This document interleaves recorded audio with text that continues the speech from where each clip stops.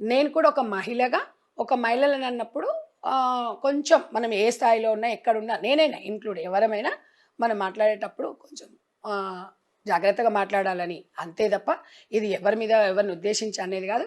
వాళ్ళ కుటుంబం కానివ్వండి, ఇప్పుడు కూడా చెప్తున్నా తనని కానివ్వండి 100% తనని ఇబ్బంది పెట్టినట్టయితే బాధ పెట్టినట్టయితే ఆ మాటలు నేను ఉపసంహరించుకుని అట్ ద సేమ్ టైం మీనాక్షమ్మని కూడా తను అన్నారు మా తల్లిగారు లాంటిదే అని. కాబట్టి ఐఎమ్ వెరీ హ్యాపీ.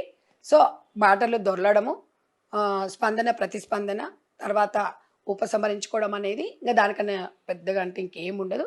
దయచేసి ఈ విషయాన్ని ఇంతటితోనే వదిలేయాల్సిందిగా మీకు అందరు కూడా నేను కోరుకుంటున్నాను. నేను కూడా తెలంగాణ బిడ్డనే, తెలంగాణ సమస్యల మీద నాకు పూర్తి అవగాహన ఉంది. తప్పకుండా అందరికీ నేను అండగా ఉంటాను.